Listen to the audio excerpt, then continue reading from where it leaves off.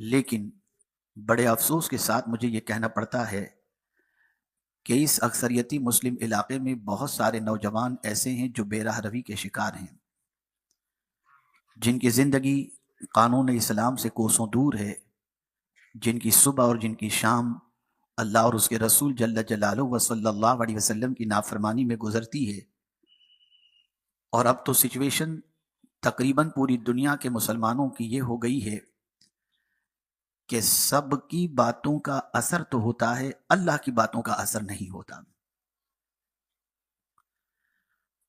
دل اتنا سخت ہو گیا، قلب اتنا مردہ ہو گیا کہ ہر جمعہ کو مساجد سے خطیب امت مسلمہ کو جھنجھوڑتے ہیں، ہر بڑی راتوں میں خطیب امت مسلمہ کو جھنجھوڑتے ہیں، ہر بڑے مہینے میں بڑی راتوں کے اندر خطبہ اپنے خطاب کے ذریعے امت مسلمہ کو بھولا ہوا سبق یاد دلاتے ہیں، لیکن ہم دیکھتے ہیں کہ اس امت کے اندر ایک اینچ کا بھی فرق قطعی طور پر دکھائی نہیں دیتا الا ماشاء اللہ۔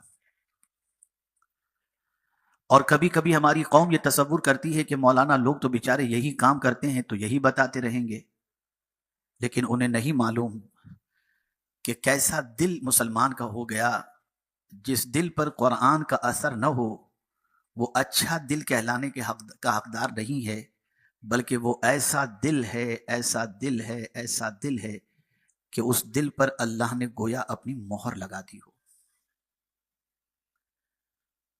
میں آپ کو بتاؤں کہ اللہ عز و جل کی کتاب کا اثر، قرآن مقدس کی آیتوں کا اثر ان لوگوں پر کتنا ہوتا تھا جن کی زندگی اللہ کے رسول صلی اللہ علیہ وسلم کو دیکھنے میں گزرتی۔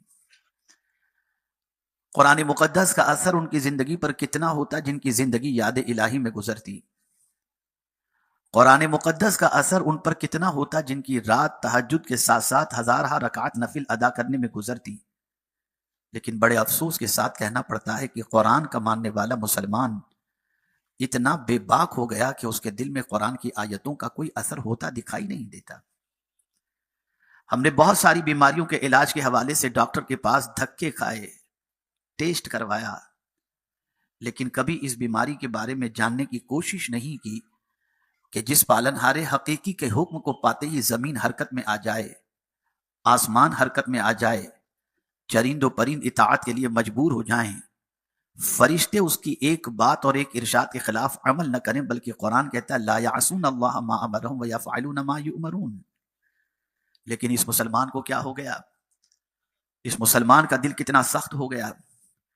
ایک تو ہونا سخت ہونا ہے، اور اس سے بھی خطرناک جو پوزیشن ہے وہ اس مسلمان کے دل کی ہو گئی ہے کہ آج کا کلمہ پڑھنے والا مسلمان جو قرآن کو اللہ کی کتاب مانتا ہے، وہی مسلمان یہ کہنے پر مجبور ہے، بلکہ مجبور کیا وہ یہ کہنے میں بے باک ہو گیا ہے مولانا آج کے دور میں قرآن پر عمل نہیں کیا جا سکتا۔ نادانو، تم نے اللہ کی کتاب کو قابل عمل نہیں سمجھا۔ وہ کتاب جس کتاب کی عظمت کا عالم یہ ہے کہ اس کتاب کی حفاظت کا ذمہ خود اللہ رب العزت جل جلالہ نے لیا، وہ کتاب جس کو دیکھنا بھی عبادت، جس کو پڑھنا بھی عبادت، جس کو سننے پر اللہ رحم و کرم کی بارشیں نازل فرمائے، اس کتاب کے بارے میں اگر تم یہ کہو کہ یہ کتاب آج کے دور میں قابل عمل نہیں، اس پر عمل ممکن نہیں ہے، تو میں بھی یہ کہنے میں حق بجانب ہوں کہ پھر ترقی کا انتظار مت کرنا، زوال سے تم کو دنیا کی کوئی طاقت نہیں نکال سکتی۔ یہ کتاب آئی ہی اس لیے کہ اس کو تھامنے والے کو یہ کتاب بلندی عطا کرے۔ میں ایک حدیث کی روشنی میں مسلمانوں کی پستی کا سبب بھی بتا دوں اور مسلمانوں کے عروج کی وجہ بھی بتا دوں، تاکہ ایک حدیث کی روشنی میں آپ اپنے عروج و زوال کی داستان کو سمجھ سکیں اور عروج و زوال کے اسباب کو سبب کو سمجھ سکیں۔ اللہ کے رسول صلی اللہ علیہ وسلم نے ارشاد فرمایا قرآن کے بارے میں، ان اللہ یرفع بہذا القرآن اقواما ویدع به آخرین۔ اللہ کے رسول صلی اللہ علیہ وسلم ارشاد فرماتے ہیں کہ اس کتاب کی وجہ سے اللہ عز و جل ایک قوم کو بلندی عطا کرے گا، اور اس کو چھوڑنے کی وجہ سے ایک قوم کو اللہ عز و جل تباہ کر دے گا، پستی کی طرف لے جائے گا۔ پتہ یہ چلا یہ قرآن عروج کی طرف لے جانے والی کتاب ہے، اور جو اسے تھامے گا یہ کتاب اسے بلندی کی طرف لے جائے گی، اور جو اسے چھوڑ دے گا پوری دنیا مل کر کے بھی اسے اٹھانا چاہے تو نہیں اٹھا سکتی، اس لیے کہ مدینے کے تاجدار صلی اللہ علیہ وسلم نے واضح طور پر فرما دیا کہ اس کتاب کو چھوڑنے والا، اس کو نظر انداز کرنے والا زوال کی پگڈنڈی کی راہ پر چلنے والا بن جائے گا۔ اللہ کی کتاب کا اثر، قرآن مقدس کی آیتوں کا اثر اگر مسلمان کی زندگی پر نہیں پڑتا تو آپ نے بڑا سمجھا کس کو ہے؟ حیرت کی بات ہے، اگر کوئی حکمراں تمہیں کوئی بات کر دے تو تم فوراً اس کا اثر قبول کر لیتے ہو، کوئی پولیس کہہ دے تو اس کی بات کا اثر قبول کر لیتے ہو، کوئی تمہیں کچھ کہہ دے تو اس کا اثر قبول کر لیتے ہو، استاد کہہ دے اس کا اثر قبول کر لیتے ہو، پیر کہہ دے تو اس کا اثر قبول کر لیتے ہو۔ نادانو، خدا سے بڑا بھی کوئی ہے؟ آخر کیا ہو گیا؟ جو رب تمہیں رزق دے رہا ہے، ہمیں رزق دے رہا ہے، ہمیں جس نے زندگی دی، ہمیں جس نے پیدا کیا، ہمیں جس نے ماں باپ جیسی عظیم دولت دی، ہمیں بیوی بچے دیے، ہمیں عزت دی، ہمیں ایمان دیا، یہ سب کچھ دینے والی ذات تو اللہ کی ہے۔ ہم سب کی باتوں کا اثر قبول کرتے ہیں، اللہ کی کلام کا اثر ہمارے دل پر ہوتا دکھائی نہیں دیتا۔ اس سے بڑھ کر کے سخت دلی اور کیا ہو سکتی ہے؟ اس سے بڑھ کر کے ہماری قساوت قلب کی پوزیشن اور کیا ہو سکتی ہے؟ جو دل اتنا سخت ہو جائے، اس دل کی وجہ سے وہ انسان تباہی اور بربادی کے دہانے پر پہنچ جاتا ہے، اس کی قسمت کے اندر پھر ترقی مضمر نہیں ہوا کرتی۔ قرآن اللہ کی کتاب ہے، اس کے اثرات کو قبول کرو، اس کے فرمان کو قبول کرو، اس کی تلاوت سنو تو کیفیت اپنے اندر پیدا کرو، اس کی تلاوت کے بعد اس کے ترجمے کو سن کر اللہ عز و جل کا فرمان سمجھ کر اس پر عمل کرنے کے لیے تیار ہو جاؤ۔ جب تک کہ یہ کیفیت تمہارے اندر پیدا نہیں ہوگی، اس وقت تک تمہاری زندگی میں کبھی عروج آ ہی نہیں سکتا، کامیابی آ ہی نہیں سکتی، اس لیے کہ یہی وہ کتاب ہے جس کو تھام کر عرب کے بدو تاجدار بن گئے، یہی وہ کتاب ہے جس پر عمل کرنے کے بعد بہت ساروں کو ولایت کا مرتبہ نصیب ہو گیا، یہی وہ کتاب ہے جس کی بتائی ہوئی گائیڈ لائن کو فالو کرنے کے بعد وہ انسان جو دنیا میں غیر متعارف تھا مشہور و معروف بھی ہو گیا، اور یہی وہ کتاب ہے جس کو تھامنے کے بعد اللہ عز و جل دنیا اور آخرت میں سرخ روئی عطا فرماتا ہے، اور یہی وہ کتاب ہے جو قبر میں بھی دل بہلائے گی اور میدان محشر میں عروج کا سامان بن کر بلند و بالا مقام تک لے جائے گی۔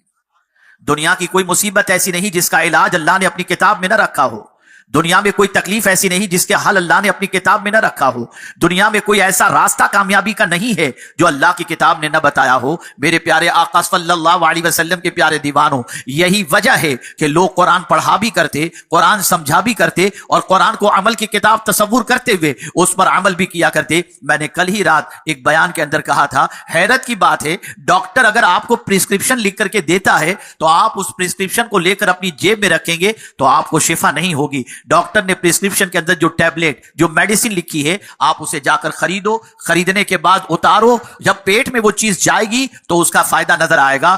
نادانو، ڈاکٹر کے لکھے ہوئے پرسکرپشن کو تو ان سے پڑھنے کی حد تک نہیں رکھتے بلکہ اس میں موجود انسٹرکشن کو فالو کرتے ہو، لیکن جب میرا کریم تم کو قرآن کے ذریعے کہتا ہے یہ کرو، کرنے کے لیے تیار نہیں، اس سے بچو، بچنے کے لیے تیار نہیں، اور سمجھتے ہو تم کامیاب ہو جاؤ گے، تمہاری بیماریاں ختم ہو جائیں گی، تمہاری پریشانیاں ختم ہو جائیں گی۔ میرے پیارے آقا صلی اللہ علیہ وسلم کے پیارے دیوانوں، یہ بالکل ممکن نہیں ہے۔ آئیے میں آپ کو سمجھاتا ہوا چلوں قرآن مقدس کی اثر انگیزی کس طریقے سے تھی، لوگوں نے قرآن کا اثر کس طریقے سے قبول کیا تاکہ آپ کے اندر بھی جذبہ پیدا ہو سکے، اس لیے کہ انسانوں کے بارے میں سننے کے بعد اپنی طبیعت کو اس طرف مائل کرنے کی کوشش کرتا ہے۔ اللہ اکبر، یہی وجہ ہے کہ قرآن مقدس کے اندر قصص بھی موجود ہیں، یہی وجہ ہے قرآن مقدس میں اولیاء کا طریقہ حیات بھی موجود ہے، یہی وجہ ہے کہ قرآن مقدس میں نیک بندوں کے اوصاف بھی موجود ہیں، اور یہی وجہ ہے کہ قرآن مقدس کے اندر مومنین کے اوصاف بھی موجود ہیں، اور اسی طریقے سے منافقین کی کیفیات کا تذکرہ بھی موجود ہے تاکہ اس سے بچا جائے اور مومنین کے اوصاف اپنی زندگی میں پیدا کر کے اس راہ پر چلا جائے جو راہ کامیابی کی راہ ہے، جو راہ کامرانی کی راہ ہے۔ میں نے جس آیے کریمہ کی تلاوت کا شرف حاصل کیا، سب سے پہلے اس کا ترجمہ سماعت فرما لیں تاکہ آپ کے ذہن میں کچھ بات بیٹھ سکے اور آپ قرآن مقدس کے ترجمے کو پیش نظر رکھتے ہوئے سمجھ سکیں کہ اللہ کی کتاب کی تاثیر کس کے اندر پیدا ہوتی ہے، اور جو اثر کو قبول کر لیتا ہے اس کے لیے کیا درجات اللہ عز و جل نے رکھے ہیں۔ میں نے تلاوت کی، وَبَشِّرِ الْمُخْبِتِينَ الَّذِينَ إِذَا ذُكِرَ اللَّهُ वजिलत कुलूबुहुम वस्साबिरीन अला मा असाबहुम वलमुकीमिस फ़लाह व मिम्मा रज़क़नाहुम युनफ़िक़ून। अल्लाहु अकबर। अल्लाह अपने महबूब से फरमा रहा है अल्लाहु अकबर, हालांकि खुद कह रहा है, खुद फरमा रहा है और कहता है अपने महबूब से तुम भी फरमा दो। पता चला जो बात अल्लाह फरमा रहा है वो कितनी अजमत वाली होगी और महबूब से जो बात कहलवा रहा है वो कितनी अजमत वाली होगी। अल्लाह अज़्ज़ व जल्ल इरशाद फरमाता है वबशिरिल मुख़बितीन, ऐ मेरे महबूब खुशी सुना दो उन तवाज़ो करने वालों को। अल्लाह अकबर। तवाज़ो, आजिज़ी, इनकिसारी, अगर किसी की जिंदगी के अंदर ये चीज पैदा हो जाए, घमंड ना हो, तकब्बुर ना हो, अकड़ ना हो और उसके अंदर तवाज़ो हो, तो अल्लाह अज़्ज़ व जल्ल के प्यारे हबीब सल्लल्लाहु अलैहि वसल्लम के जरिए अल्लाह उसको खुशखबरी सुनाने का पैगाम अता फरमाता है। मैं आपसे पूछना चाहता हूं, एक होता है इंसान का अपने आप को बड़ा समझना, बड़ा मानना और बड़ा बन करके चलना और बड़ा तसव्वुर करना। अगर कोई खुद को बड़ा तसव्वुर करता है, अल्लाह उसे छोटा बना देता है, उसे जलील कर देता है, उसे रुसवा कर देता है, इसलिए कि उसने वाज़ेह तौर पर फरमा दिया किब्रियाई मेरी चादर है, जो इसे घसीटने की कोशिश करेगा मैं उसे तार तार कर दूंगा। इबादत करके भी तकब्बुर ना करो, दौलत की बुनियाद पर भी तकब्बुर ना करो, इख्तिदार की बुनियाद पर भी तकब्बुर ना करो, सारी किब्रियाई अल्लाह के लिए है। इसीलिए हम पैदा होते हैं तो हमारे कानों में आवाज पहुंचाई जाती है अल्लाहु अकबर, अल्लाहु अकबर, अल्लाह सबसे बड़ा है, अल्लाह सबसे बड़ा है। ये बात हमेशा के लिए जहन में रख लो, अल्लाह सबसे बड़ा है, कभी भी तकब्बुर ना करना। और अगर कोई बंदा इल्म के एतबार से बड़े मुकद्दस मकाम पर फाइज है और इसी के साथ साथ दौलत का अंबार उसके पास मौजूद है, इख्तिदार की कुर्सी पर बैठा हुआ है, लेकिन अकड़ता नहीं है, तवाज़ो करता है, तो एक होता है, जुमले पर तवज्जो चाहूंगा, एक होता है खुद को बुलंद समझना और खुद के अंदर तकब्बुर पैदा करना, और एक होता है खुद को कुछ न समझना और मुतवाज़े हो जाना। तो फिर मेरा करीम उस तवाज़ो इख्तियार करने वाले, खुद को कुछ न समझने वाले, आजिज़ी और इनकिसारी से जिंदगी गुजारने वाले को अब अपने हबीब से कहलवाता है मेरे महबूब तुम ही इनको खुशखबरी सुना दो। तो हुजूर फरमाते हैं मन तवाज़ा लिल्लाह फ़क़द रफ़अहु अल्लाह, जो अल्लाह के लिए तवाज़ो इख्तियार करे अल्लाह उसे बुलंदी अता फरमा देता है। अब आप देखें, सब कुछ होते हुए अगर कोई तवाज़ो इख्तियार करे, सब कुछ होते हुए अगर कोई मुनकसिरुल मिजाज हो, मुतवाज़े हो, तो रब अपने महबूब से फरमाता है खुशखबरी सुना दो मेरे महबूब, खुशखबरी सुना दो। अल्लाह अकबर, कुर्बान जाइए। अल्लाह अपने महबूब से फरमाता है खुशखबरी सुना दो मुतवाज़े को, तवाज़ो करने वालों को। अब ये तवाज़ो करने वाले कौन हैं? आप भी कहेंगे मैं तो बहुत मुनकसिरुल मिजाज हूं, मैं तो बहुत नरमी से लोगों से पेश आता हूं, मुझे घमंड नहीं है कि अल्लाह ने मुझे इतने करोड़ रुपए अता फरमा दिए, मुझे घमंड नहीं है कि मैं इख्तिदार की कुर्सी पर बैठा हूं। आपके हमारे मुतवाज़े कहने से हम नहीं बन जाएंगे। अल्लाह ने हर एक को खोला है, मुत्तकी को भी खोला है। हम कहें परहेजगार हैं तो कुरान ने कहा तुम्हारे कहने से तुम परहेजगार नहीं होगे। मुत्तकीन की तारीफ पहले देखो तुम्हारे अंदर है, अगर वो सिफात तुम्हारे अंदर है तो तुम मुत्तकी हो। गले में माला पहनने से कोई मुत्तकी नहीं बन जाता। इसीलिए कुरान ने खोला हुदल लिल मुत्तकीन अल्लज़ीना युमिनूना बिल गैब व युकीमूना अस्सलाह व मिम्मा रज़क़नाहुम युनफ़िक़ून। मुत्तकी वो हैं जो गैब पर ईमान रखते हैं, नमाज कायम करते हैं, अल्लाह के दिए हुए में से अल्लाह के नाम पे लुटाते हैं। और फिर एक और मकाम पर मुत्तकीन को खोला तो कुरान ने कहा उइद्दत लिल मुत्तकीन अल्लज़ीना युनफ़िक़ूना फ़िस सर्राइ वद्दर्रा वल काज़िमीनल गैज़ वल आफ़ीना अनिन नास वल्लाहु युहिब्बुल मुहसिनीन। जन्नत तो मुत्तकियों के लिए सजाई गई है। कौन है मुत्तकीन? जो खुशी में भी अल्लाह के नाम पे देते हैं और गम में भी अल्लाह के नाम पे अता करते हैं, गुस्से को पी जाने वाले हैं, लोगों की खताओं को माफ करने वाले हैं और अल्लाह नेकी करने वाले से मोहब्बत फरमाता है। तो यहां भी अल्लाह अज़्ज़ व जल्ल ने मुतवाज़े को खोला कि कौन है जिसके अंदर तवाज़ो मौजूद है। अब उस तवाज़ो करने वाले को और तवाज़ो इख्तियार करने वाले की जो सिफात बयान अल्लाह ने फरमाई, उसमें पहली सिफत है अल्लज़ीना इज़ा ज़ुकिरल्लाह वजिलत कुलूबुहुम। जो मुतवाज़े होगा, जिसके अंदर आजिज़ी इनकिसारी होगी, जब उसके सामने अल्लाह का जिक्र किया जाए, अल्लाह की किताब पढ़ी जाए, अल्लाह का फरमान सुनाया जाए, तो उसका दिल कांपने लगता है, उसका दिल लरजने लगता है, उसके दिल पर अल्लाह की आयात के असरात पैदा होते हैं और वो ये सोचता है ये मेरे रब का फरमान है, ये माबूदे बरहक का फरमान है, ये सबसे बड़े का फरमान है। ये सुनते ही वो लरजने लगता है, उसका दिल कांपने लगता है। मुफस्सिरीन फरमाते हैं कांपने से मुराद क्या है जानते हो? एक मुफस्सिर फरमाते हैं जिस तरह کرنٹ لگتے ہی آدمی ہلنے لگتا ہے، ایسے ہی اللہ کی آیات کو سن کر کے جو متواضع بندہ ہے وہ کانپنے لگ جاتا ہے یہ ہماری کیفیت؟ کیا ہماری زندگی میں اللہ کے کلام کا اثر ہے؟ کیا اللہ کی آیتوں کو سننے کے بعد ہمارے رونگٹے کھڑے ہوتے ہیں؟ نہیں، بالکل نہیں. ہم تو سنتے ہیں اور سو جاتے ہیں. ہزارہا آیتیں، ہزارہا احادیث آپ کی سماعتوں کے حوالے علماء نے کی ہوں گی، لیکن میں سمجھتا ہوں الا ماشاء اللہ جیسے تھے ویسے ہی ہیں، کوئی فرق نہیں. اور یوں سمجھتے ہیں موج مستی کی عمر ہے، کرو کھاؤ پیو اور زندگی گزارو. اے نادانو، ہوش کے ناخن لو. میرے پیارے آقا صلی اللہ تعالی علیہ وسلم کے پیارے دیوانوں، تو قرآن متواضع بندوں کی صفت بیان کرتا ہے. الذین اذا ذکر اللہ وجلت قلوبہم والصابرین علی ما اصابہم. اللہ اکبر.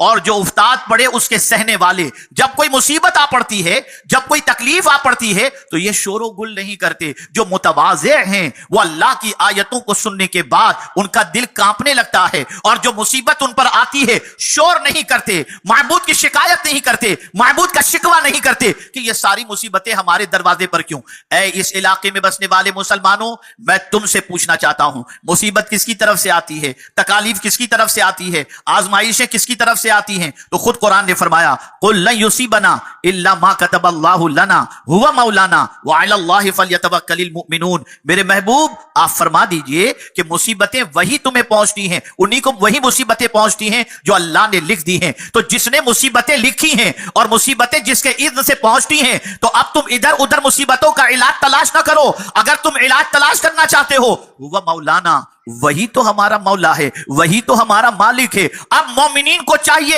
وَعَلَى اللَّهِ فَلْيَتَوَكَّلِ الْمُؤْمِنُونَ، مومنین کو چاہیے اپنے رب پر بھروسہ کرے اور کہے تو نے مصیبت بھیجی، تو نے امتحان میں گرفتار کیا ہے، اگر تو چاہے گا تو پل کے جھپکتے یہ امتحان ختم ہو جائے گا.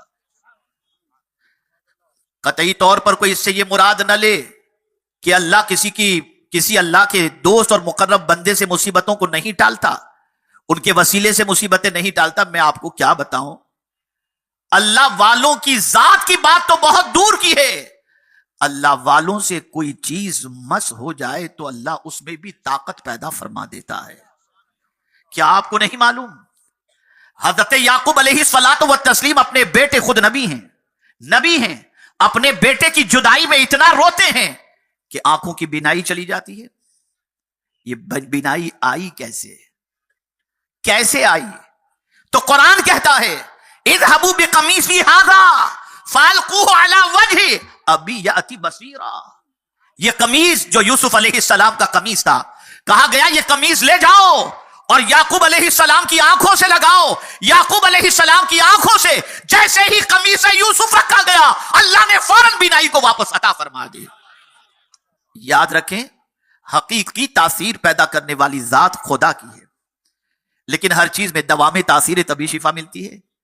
اور اگر کوئی کہے کہ نہیں ہم تو بیمار ہوں گے تو اللہ سے شفا مانگیں گے، نادان تو ڈاکٹر کے پاس جاتا کیوں ہے؟ مسجد ہی میں چلا جا اور وہیں جا کر مسجد میں لیٹ جا، مولا شفا عطا فرما، مولا شفا عطا فرما. نہیں، دوا کرانے کا بھی حکم ہے، طبیب کے پاس جانے کا بھی حکم ہے. اور یہ یقین رکھنا ہے یہ شفا دینے والا نہیں ہے، شفا دینے والی ذات اللہ ہی کی ہے، لیکن اللہ نے یہ ذرائع رکھے ہیں شفا کو حاصل کرنے کے لیے.